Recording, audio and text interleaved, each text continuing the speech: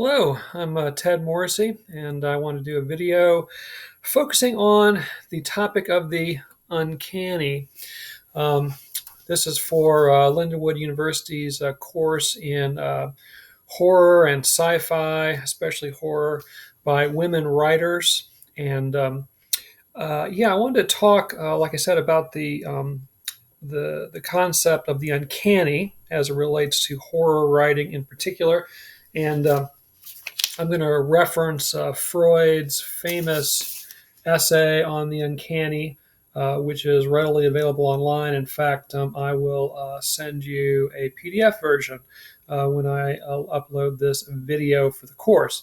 But like I said, if you Google it, you can easily find it just as I did. But anyway, I'll get back to that in just a second. I've been engaged in horror writing. I guess that's what you would call it. I'm not even sure. For maybe more than a decade. I like to think of it as sort of literary horror, and with an emphasis, I suppose, on the literary part. Not to be too hoity-toity, but it's hard to classify, and so I have a hard time describing exactly what it is that I've been working on all these years.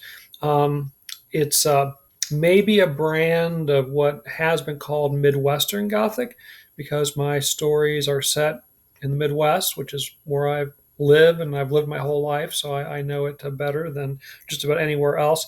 But like I said, I'm interested in horror, but horror that is defined more as disquieting, sort of unnerving. I'm not really interested in slasher horror, maniacs, carving up people, in darkened alleys and things like that. I'm not really interested in monsters per se, although the occasional ghost shows up in my writing.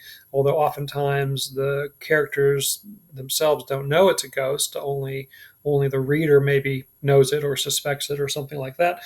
But so again, that's why I wanted to focus on kind of this article and this kind of discussion. Just a little bit of background, and this is no way of advertising, or maybe it is, who knows. But the first book I wrote that is of sort of this weird, uncanny horror kind of genre is a book I called Crow Song for the Stricken, and it has a lot of just strange stories. It's a novel conceptually. Some of the uh, feedback from it, one journal likened it to writing by Ray Bradbury and Shirley Jackson, which I certainly, I can get behind that. Kirkus Reviews was very kind, gave it a starred review, and called it strange and beautiful, although they also said it was, hard to define and hard to describe what it really is. Um, they also named it one of their uh, top indie books of 2017. So it did pretty well in that regard. It won a couple of independent publishing awards. So has had a pretty good run. Not that many people have read it, of course, but those who have read it seem to have responded well to it. And again, it's horror, but of the sort of uncanny variety, right? And then another book that definitely kind of fits into that, and it's a little more classically horror, perhaps, is my novel Mrs. Seville, which was a follow up. In terms, it came out later, it came out in 2018, but it's still kind of circulating. It's a sequel to Mary Shelley's Frankenstein, but not really focusing on the monstrous. Again, more on the uncanny. Again, the fine folks at Kirkus called it a fantastically chilling psychodrama. It's gotten several, really, really good reviews. It won the Manhattan Book Award. It just recently was named by BookTrib one of their 2025 favorite books of 2021. So that was all very cool. But again, not too many people reading it out there, unfortunately. But the ones who have read it seem to have liked it. And I'm currently at work on a new work in progress, a new book, which I've been working on since I think 2018 or so, and a bunch of it has been published here and there. Including in some journals that sort of focus on horror writing or quasi-horror writing, in addition to places like North American Review and so on. I found a couple of places that are not going to publish it in terms of text, but Ninth Story Studio has acquired a piece called Midianites, which is going to be turned into a podcast for their Wicked Library and another of their audio podcasts that's focused on the horror genre. And then New York Web Publishing has acquired another piece that was originally published in print by Bel Ombre, but they're going to do it as a kind of a dramatized reading in their video library, and those are both supposed to be coming out sometime this year. So I'm looking forward to that. So the uncanny is definitely something that I've been interested in, and like I said, sort of one of the most frequently cited kind of academic discussions of the uncanny is Freud's discussion of it. And so I want to just sort of go through some of the points that Freud makes that I think are particularly useful to writers. It's a longish article. This is like 21 pages, two pages per page, so to speak. So 40 some pages, and so I'm going to obviously not hit the whole thing. It talks a lot about various literary texts that Freud uses to make his points, which is cool, and he kind of does an analysis, a literary analysis of those texts. Some of them are not familiar to us because they were German authors that were familiar to Freud in 1919 when he published this piece. But he also references several Shakespearean plays that we would know, obviously, and he talks about Oedipus Rex, and so he does make some literary allusions that are well known to us in 21st century America as well. The other thing that he really gets into, which I find interesting, but I'm not going to really touch on here, is and of course this was his main focus, was the sort of psychological underpinnings. Like, why do these things, give us this feeling of unease and so forth? And so, like I said, I'm not going to really spend any time on that per se, but if you have an interest in psychology and you're not familiar with this essay, I would encourage you to take a look, because that's pretty interesting too, where he thinks some of these fears come from, and from our childhood anxieties and things like that. But I just want to read kind of here and there, maybe throw in some of my own thoughts and so on, and just kind of go from there. So again, this is from 1919. This is translated by Alex Strachey, who is one of Freud's most celebrated translators.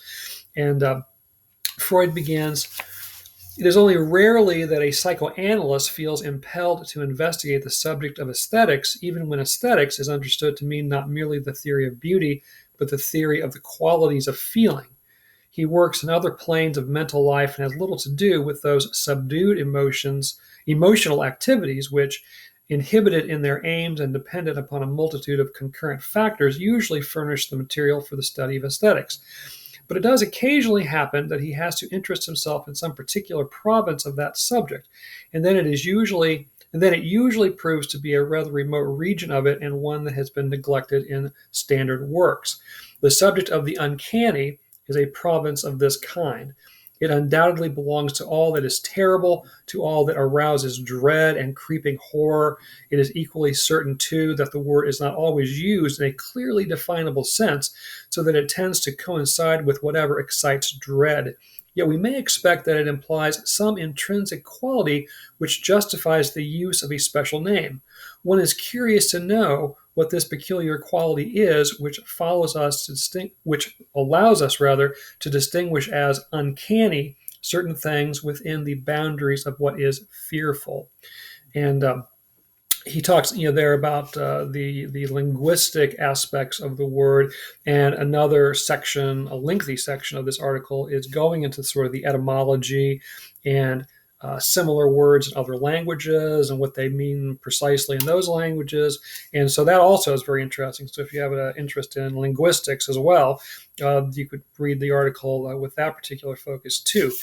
So Um, he gets into this idea of the uncanny is something that arouses a sense of dread or fear, but yet there are things that arouse dread and fear which are not uncanny.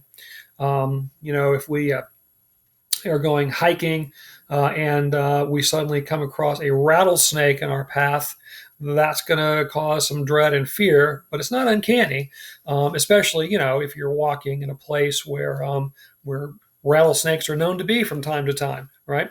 And maybe you're kind of watching out for them, and that's why you thankfully saw this one that was going to be in your path. So yeah, there are things that can cause fear which are not necessarily uncanny. Um, and so he oftentimes quotes another writer, and I'll pronounce it as Yench. I'm not sure if I'm pronouncing that correctly, but he says, on the whole, this author did not get beyond this relation of the uncanny to the novel and unfamiliar. He ascribes the essential factor in the production of the feeling of uncanniness to intellectual uncertainty, so that the uncanny would always be that in which one does not know where one is, as it were.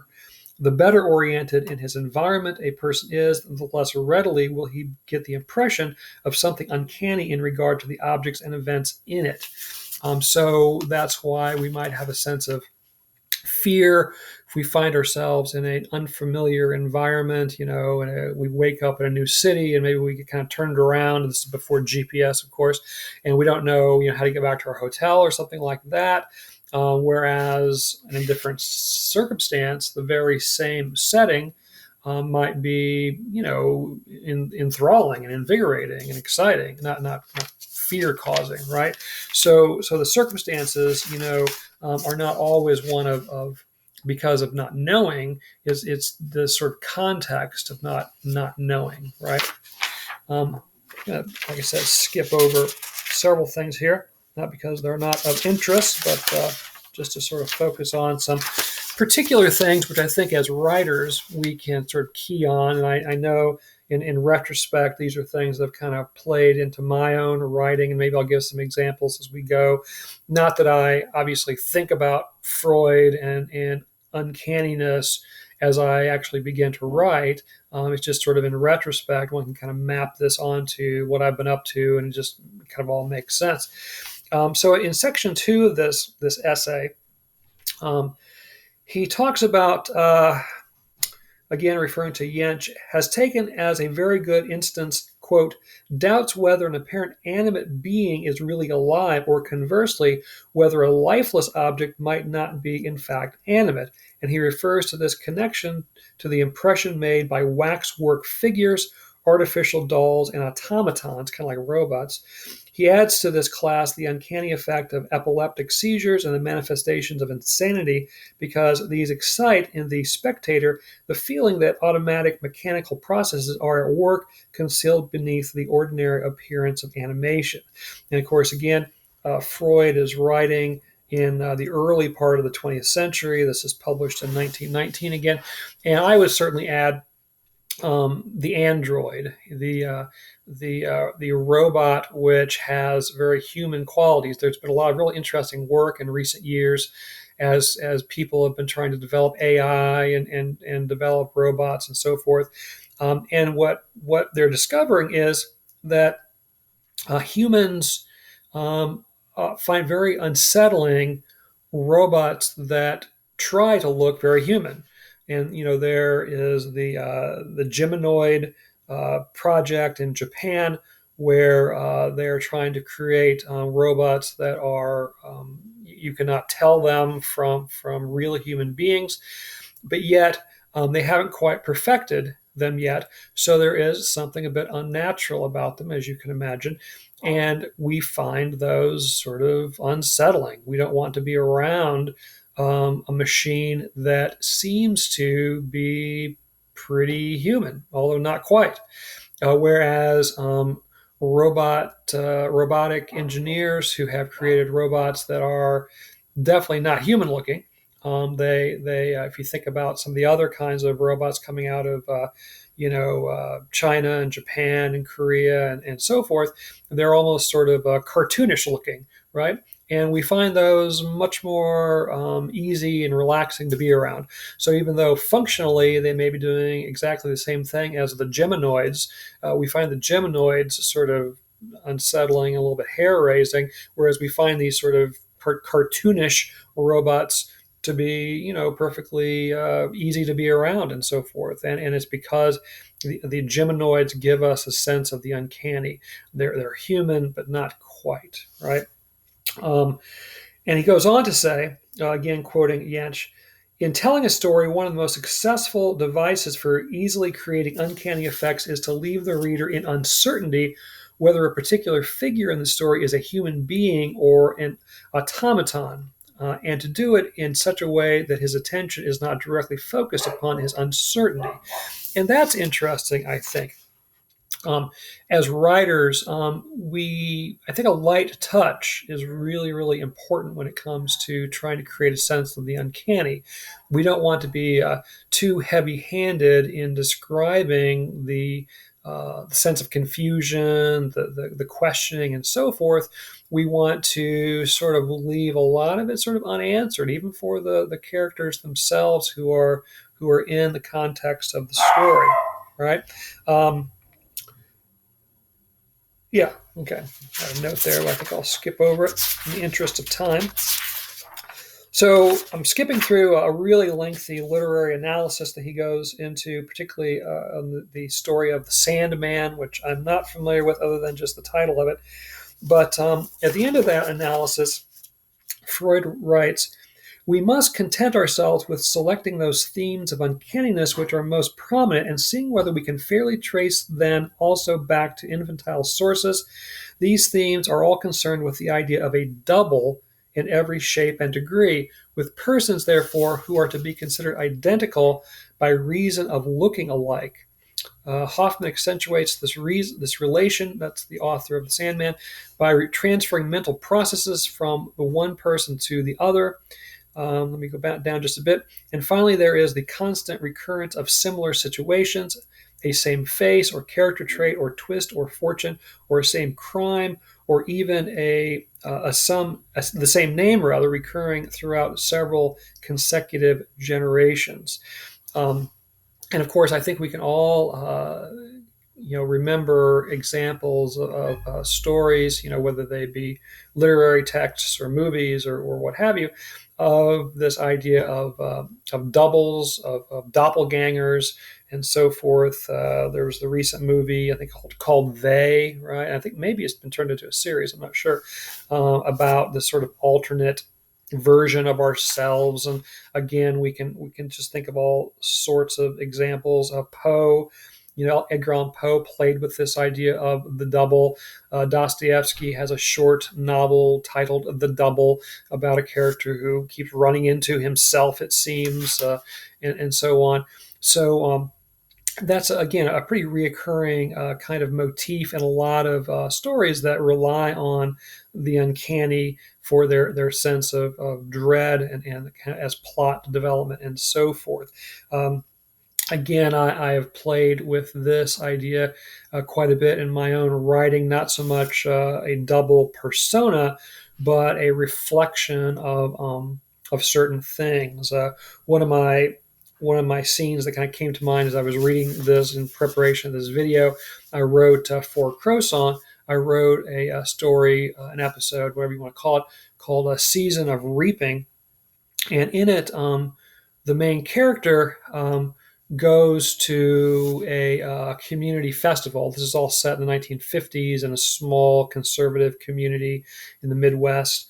And so the main character goes to a kind of harvest festival, like a homecoming kind of thing. I'm sure you've all experienced something like this, especially if you're from the Midwest.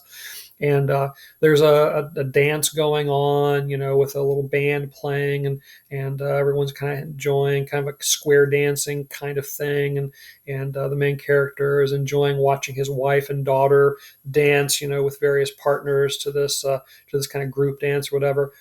Well, then suddenly this scene transforms to this bizarre ritualistic, thing happening which has sort of orgiastic, underpinnings, if you will. and the main character is sort of shocked to be seeing this happening, in this little community or whatever, and then discovers that he seems to be the only one seeing this. Everyone around him seems to be just watching your typical, square dance kind of thing. And then, though, he realizes someone across the way must be seeing the same thing he is seeing. Yeah. So, anyway, this idea of doubling, paralleling, and so forth can give us a sense of the uncanny. Just recently, I was reading an article. I think it was the New York Times in their art section. I don't know, somewhere, about a photographer who they have this project which has been going on for years because it takes a long time to assemble portraits. But they take portraits of people who look really, really similar, but have no, family relation, don't know each other at all. And I don't know how he goes about finding these lookalikes, but that is his particular interest. Now, there's nothing uncanny about that because it's just a photographic project that he's been working on for years. And he has all these portraits of people who kind of look the same. But if those people run into each other in the real world, or if there's sort of confusions about who is who, that could then lead to a sort of sense of the uncanny. Going on. Yeah, and related to this idea of doubling is this idea of the reoccurrence of the same situation, thing, or events. And specifically, Freud writes, that factor which consists in a reoccurrence of the same situation, things, and events will perhaps not appeal to everyone as a source of uncanny feeling.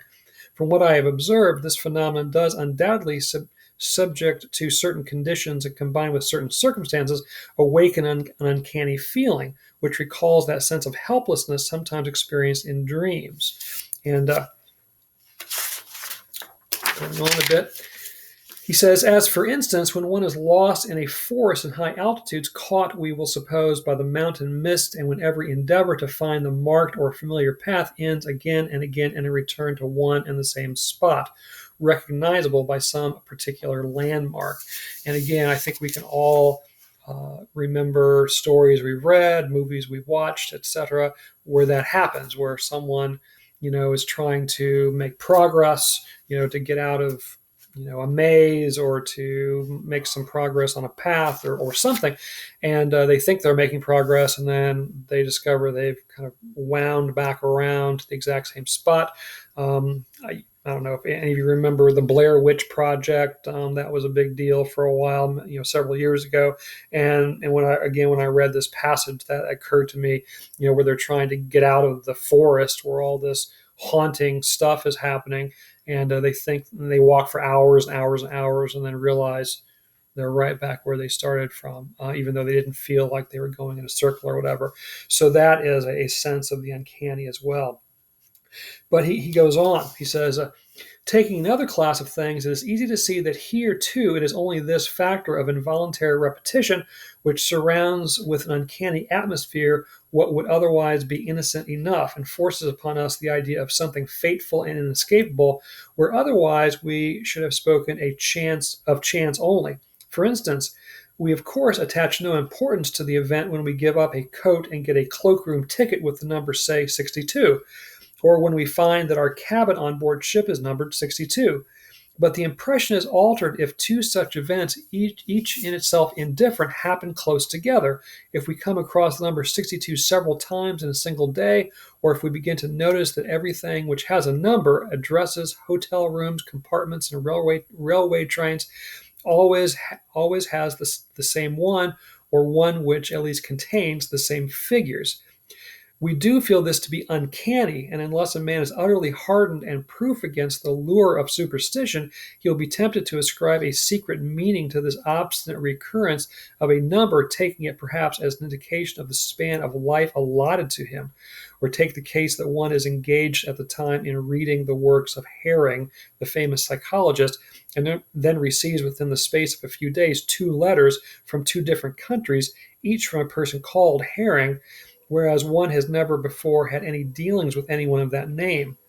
Not long ago, an ingenious scientist attempted to reduce coincidences of this kind to certain laws and so deprive them of their uncanny effect. I will not venture to decide whether he has succeeded or not. So, again, the repetition of certain numbers, of certain names, of certain objects appearing again and again, obviously in a pretty short amount of time. If it just happens a couple times, it's just sort of, oh, what do you know? But if it keeps happening again and again and again, it gives us this sense of dread, of uncanniness, that there may be some meaning to it that we're trying to unearth, right? Let me go on.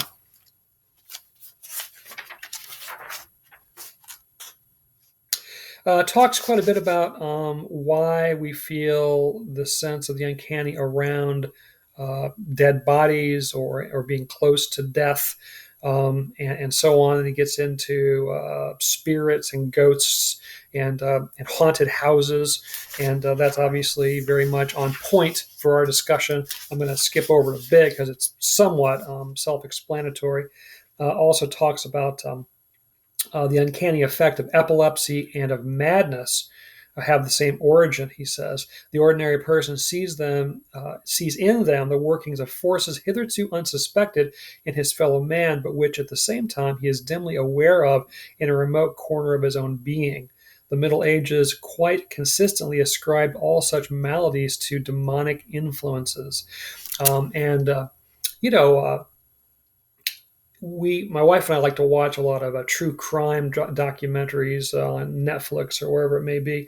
And so we've seen several about serial killers. And one of the things that kind of stands out is oftentimes serial killers are so ordinary. They're sort of nondescript.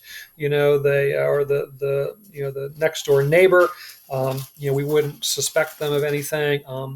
Being particularly evil or foreboding, but here they are all the time plotting these horrific murders and carrying them out and so forth and so on.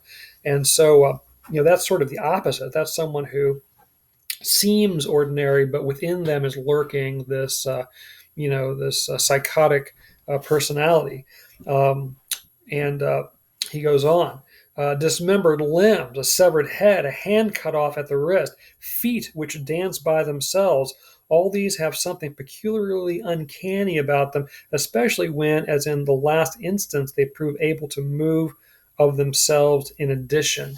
And so, again, I think we can, consider all kinds of examples of severed limbs and things showing up in various bits of literature and cinema and so on. I think the last point that I want to make is perhaps the most important. He gets in towards the end of the article. The uncanny, as it is depicted in literature, in stories and imaginative productions, merits in truth a separate discussion. To begin with, it is a much more fertile province than the uncanny in real life, for it contains the whole of the latter and something more besides, something that cannot be found in real life. I'll go on just a bit. The storyteller has this license, among many others, that he can select his world of representation so that it either coincides with the realities we are familiar with or departs from them in what particulars he pleases. We accept his ruling in every case. And then he goes on to talk about some famous stories and so on. So Freud is giving us, a lot of credit. And the fact that the imaginative storyteller, not someone who's trying to relate a true event, but rather someone who is, is making stuff up, is using their imagination. We can manipulate things however we like. And so we can pair the familiar with the unfamiliar and decide what we want to be uncanny and not, right?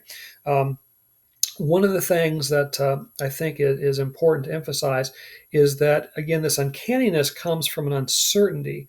And so I think it's important to realize that if we decide as storytellers to lift the curtain, so to speak, and to sort of explain in detail to our reader, to our viewer, whatever, what exactly has been going on, then it loses that sense of the uncanny. Just a couple of nights ago, we watched Last Night in Soho, which I'd really been looking forward to. Um, and I didn't know really what it was about, and I'm not going to give any spoilers or whatever, other than to say that I really enjoyed the beginning of the movie because of the uncanny things happening, things that were hard to explain. But ultimately, the movie answers all of the questions in detail. And so by the end of the movie, you pretty much know exactly what has happened. And I found the ending of the movie much less satisfying than the beginning of the movie. And I know it's because the veil was lifted. Now, I know some readers, some editors, movie producers, whoever it might be, don't like the ambiguous, untidy ending.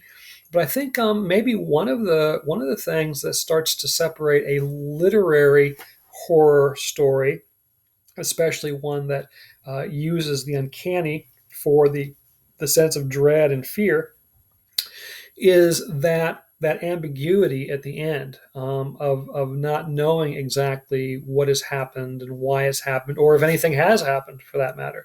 Has it all been some manifestation of someone's imagination or something like that, right? So ambiguity, I think, is really really important in successful horror writing, at least from my humble perspective. All right, I'm going to stop there because it's a little over a half hour. I appreciate your watching.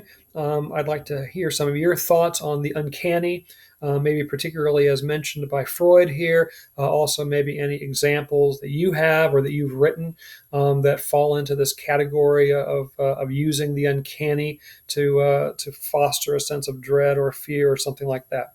All right. So I'll look forward to hearing from you down the road.